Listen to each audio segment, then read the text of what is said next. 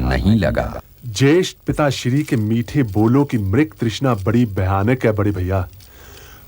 उनके सुझाव पर तो मुझे आश्चर्य नहीं। उन्होंने पूरा नहीं तो आधा राज्य तो दुर्योधन के लिए हत्या ही लिया। वो हमारे बड़े हैं भीम। अपने से बड़ों के लिए ऐसे तीखे शब्दों का प्रयोग तुम्हें शोभा नहीं देता। परंतु बड़े भी तो कोई बड़प्पन दिखलाए भैया। सहदेव, क्या ज्येष्ठ भ्राताश्री से बात करने की यही मर्यादा है? क्षमा चाहता हूं माताश्री, परंतु अपनी मां के साथ परंतु जैसे शब्द नहीं बोले जाते हैं सहदेव। तो मैं बिना किसी परंतु के पूछता हूं भैया कि ज्येष्ठ पिताश्री कोई अधिकार किसने दिया कि वो हमारी अनुमति लिए बिना हमारे राज्य के विभाजन का निर्णय ले ले? युधिष्ठिर ने जो निर्णय लिया है, यदि वो तुम्हें स्वीकार नहीं है तो मैं क्रोध में कही हुई बात पर पछताना भी पड़ सकता है बुआ। तो भी तुम ही बताओ वासुदेव, क्या इन्हें अपने बड़े भाई से यूं बात करना शोभा देता है? माताश्री, बड़े भैया के निर्णय को अस्वीकार करने का तो प्रश्न ही नहीं उठता। किंतु यह भी ठीक ही है बुआ कि खुलकर बात कर लेने से परिवार में एकता बनी रहती है। नकुल, तुम बोलो तुम क्या कह रहे थे? मैं तो केवल यह कहना चाहता था कि हस्तिनापुर राज्य पर हमारा अधिकार सिद्ध है।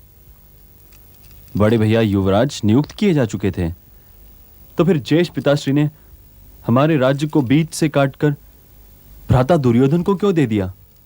सुन लिया वासुदेव, इसे ये केवल कह रहा है।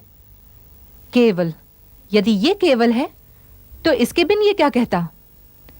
अरे पुत्र नकुल, यदि तुम्हारे पितामह इस निर्णय के रचयिता हैं तो यही निर्णय ठीक है।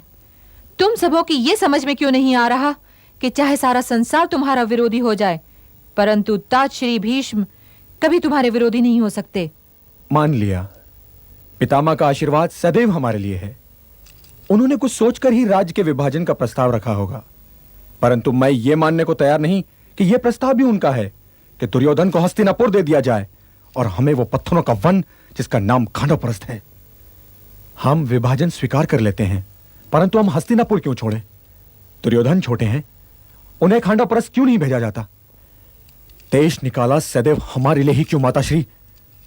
यदि आप आज्ञा दें तो पितामह से हम ये तो पूछ सकते हैं ना, हमारे ही देश का विभाजन हो गया, परंतु हमें मिला क्या? हाँ, क्या मिला हमें? इस प्रश्न का उत्तर तो मैं ही दे सकता हूं। दे सकते हैं तो दीजिए। महाराज धृतराष्ट्र ने आप लोगों को आपकी कर्म भूमि दी है। कर्म भूमि।